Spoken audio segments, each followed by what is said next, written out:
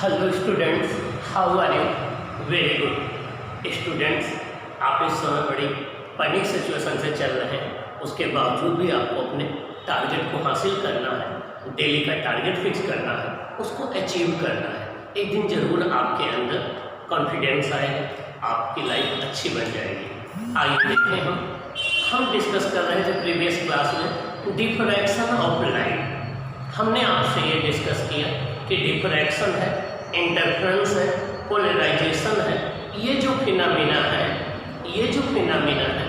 ये आपकी wave nature पर डिपेंड करती है। मीन्स लाइट को अगर हम वेव मान लें तभी हम एक्सप्लेन कर पाएंगे इंटरफेरेंस को, पोलराइजेशन को और डिफ्रैक्शन को।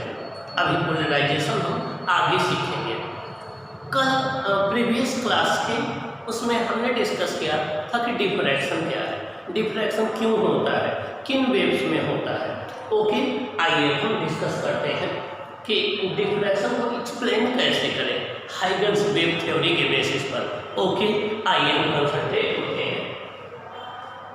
Explanation of diffraction from wave theory. हमें वेव थ्योरी से डिफ्रैक्शन को एक्सप्लेन करना है, हमें वेव थ्योरी से डिफ्रैक्शन को एक्सप्लेन करना है। स्टेप 1 में आइए देखते हैं। ये हमारा देखिए, ये कोई एक अपर्चर है या इसको हम स्लिट बोल सकते हैं। चाहे आप इसे स्लिट बोले, या आप इसे अपर्चर बोले, या अपर्चर बोले। ये कोई स्लिट है या अपर्चर है, ठीक ना। और इस स्लिट या अपर्चर पर ये एक वेव फ्रंट इंसिडेंट हो रहा है, वेव फ्रंट के परपेंडिकुलर लाइट रेज होती हैं। ये हमने प्लेन वेव फ्रंट कंसीडर कर रखा है, लाइट सोर्स को हमने इंफिनिटी में कंसीडर किया है। यहाँ पर देखिए, जो अपर्चर का साइज है या इसका साइज है, देखिए वो वेवलेंथ से मच ग्रेटर है। मीन्स जो अपर्चर या ऑब्स्टेकल का साइज जो है वो लाइट के वेवलेंथ से मच ग्रेटर है। इस केस में देखिए, जो वेव फ्रंट का शेप था वही शेप भी रहा, प्लेन वेव फ्रंट रहा, और लाइट में कोई स्प्रेडिंग नहीं हुई। जिस डायरेक्शन में लाइट जा रही थी उसी डायरेक्शन में जा रही है। मीन्स यहाँ पर कोई डिफ्रैक्शन इफेक्ट नहीं हुआ, और हम ये मान सकते हैं कि लाइट स्ट्रेट लाइन में चलती है या रेक्टिलिनियर प्रोपोगेशन ऑफ लाइट हो रहा है। इससे ये कंक्लूजन निकला कि जब भी लाइट के पाथ में कोई एक ऐसी ऑब्जेक्ट आए जिस ऑब्जेक्ट का साइज उस लाइट के वेवलेंथ से मच ग्रेटर हो, तो उस केस में डिफ्रैक्शन इफेक्ट नहीं शो होता है और लाइट अपने स्ट्रेट लाइन पाथ में ट्रेवल करती रहती है। लाइट का हम rectilinear propagation of light consider कर सकते हैं। डेली लाइफ में आप देखते हैं कि जब लाइट के रास्ते में कोई एक कार्डबोर्ड रख दीजिए तो पीछे शैडो आ जाती है, तो शैडो का फॉर्मेशन जो है वो रेक्टिलिनियर प्रोपोगेशन ऑफ लाइट को ही प्रूव करता है कि लाइट एक स्ट्रेट लाइन में ट्रेवल करती है।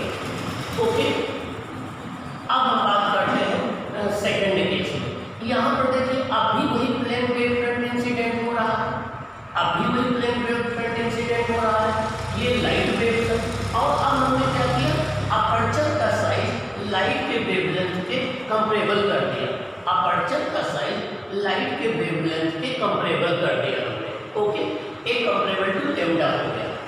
अब यहाँ पर हम देखेंगे, अब डिफ्रैक्शन इफेक्ट शो होने लगा। यहाँ से प्लेन वेव फ्रंट आया था, यहाँ से स्फेरिकल वेव फ्रंट हो गया।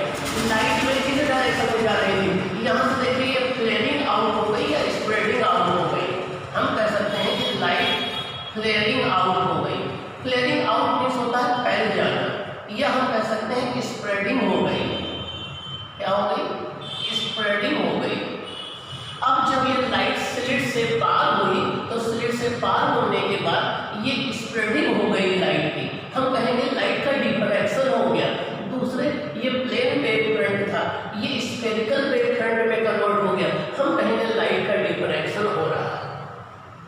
इसका ये मतलब हुआ कि जब भी स्लिट का साइज लाइट के वेवलेंथ के कंपेरेबल में होगा या जिस भी वेव का डिफ्रैक्शन हो रहा है उसके वेवलेंथ के कंपेरेबल में होगा तो डिफ्रैक्शन इफेक्ट डोमिनेंट हो जाएगा और स्लिट से गुजरने के बाद लाइट जो है वो स्प्रेड हो जाएगी और लाइट के वेवफ्रंट का शेप चेंज हो जाएगा।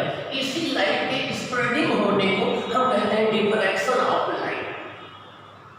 ओके, इसका मतलब लाइट का किसी अपर्चर से पास होने पर, लाइट का किसी अपर्चर से गुजरने पर स्प्रेड हो जाना, ठीक ना, फ्लेयरिंग आउट हो जाना, ये आपका जो है डिफ्रैक्शन हो जाएगा। ओके, आइए देखें।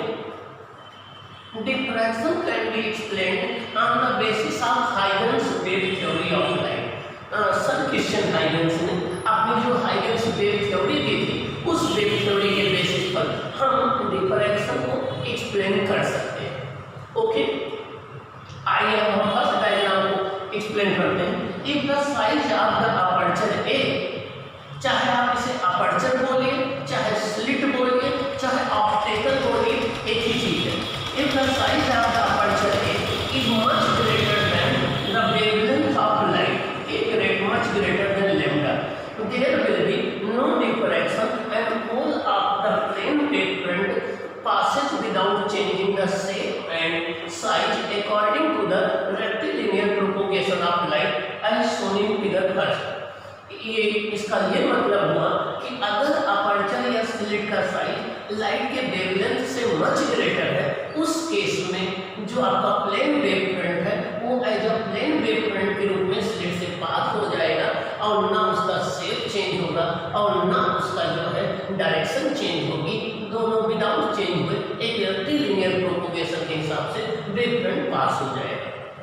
आइए हम सेकंड फिगर से एक्सप्लेनेशन देखते हैं। However, if the size of slit, ये जो है वो क्या है, इसको width of the slit बोलते हैं या size of the slit बोलते हैं। तो चाहे आप width बोलिए WIDTH या size of the slit बोलिए। However, if the size of slit is comparable to the wavelength of wave, अगर स्लिट का साइज जो है वेवलेंथ के कंपेरेबल में हो, most of the incident wave front is obstructed, उस केस में मैक्सिमम वेवफ्रंट जो है ऑब्स्ट्रक्टेड हो जाता है, रोक लिया जाता है। And in accordance with the Huygens theory, और हाइगन्स वेव थ्योरी के according each point of the slit will behave as a source of secondary wavelets. और इस स्लिट का हर एक पॉइंट देखें, इस स्लिट का हर एक पॉइंट, ये पॉइंट हो गया, ये पॉइंट हो गया, ये पॉइंट हो गया, तो स्लिट को हम इनफाइनाइट पॉइंट से बना हुआ मान सकते हैं। तो हाइगन्स वेव थ्योरी ये कहती है कि अगर स्लिट का साइज लाइट के वेवलेंथ के कंपेरेबल में है तो उस केस में स्लिट के हर एक पॉइंट को हम एक सेकेंडरी वेव सोर्स का काम की तरह बिहेव कर सकते हैं। यहाँ से सेकेंडरी वेवलेट्स निकलेंगी और यहाँ से सेकेंडरी वेवलेट्स निकलेंगी और निकलने के बाद जो है लाइट की स्प्रेडिंग हो जाएगी। तो देखिए, most of the incident wavefront is obstructed and in accordance with the Huygens wave theory, each point of the slit will behave as a source of secondary wavelets। अब स्लिट का हर एक point एक secondary wavelets के source का काम करेगा। And secondary wavelets spherical if slit is point and cylindrical if slit is linear are produced। यहाँ से जो वेवफ्रंट प्रोड्यूस होगा ये स्फेरिकल होगा या सिलेंड्रिकल होगा, वो इस स्लिट के शेप पर डिपेंड करता है। अगर ये जो स्लिट है, ये आपकी स्लिट अगर पॉइंट सोर्स में है तो उस केस में स्फेरिकल वेवफ्रंट प्रोड्यूस होगा इस तरीके से। और अगर ये स्लिट आपकी जो है वो एक लीनियर स्लिट है, इस तरीके की है, तो इस केस में यहाँ पर सिलेंड्रिकल वेवफ्रंट प्रोड्यूस होगा। तो अगर स्लिट एक पॉइंट सोर्स है तो स्फेरिकल वेवफ्रंट प्रोड्यूस होगा, अगर एक लीनियर स्लिट है तो सिलेंड्रिकल वेवफ्रंट प्रोड्यूस होगा। और ये जो सेकेंडरी वेवलेट्स हैं इनमें आपस में सुपरपोजिशन होगा। सुपरपोजिशन होने पर स्क्रीन पर हमें मैक्सिमम मिनिमम इंटेंसिटी मिलेगी, हम कहेंगे डिफ्रैक्शन हो रहा है। are produced now as the direction of wave motion is normal to the wave front। हमेशा जो वेव की मोशन की डायरेक्शन होती है वो वेव फ्रंट के परपेंडिकुलर या नॉर्मल होती है 90 डिग्री पर, ये 90 डिग्री पर होती है।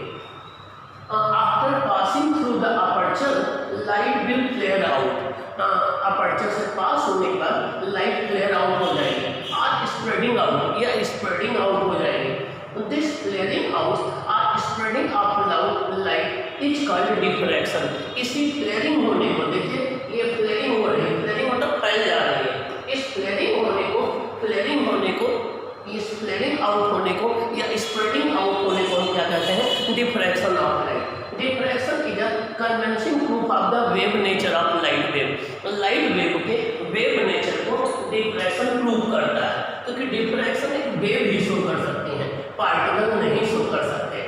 तो ये कहना कि लाइट एक पार्टिकल है, उसके बेसिस पर हम डिफ्रैक्शन को नहीं एक्सप्लेन कर सकते, लेकिन ये कहना कि लाइट एक वेव जैसा बिहेव करती है, उसके बेसिस पर हम डिफ्रैक्शन को जरूर एक्सप्लेन कर सकते हैं। ओके, ये कॉन्सेप्ट आपके समझ में आ जाए, इसको अच्छे समझना।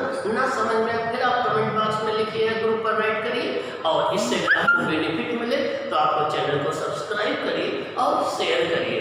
ओके।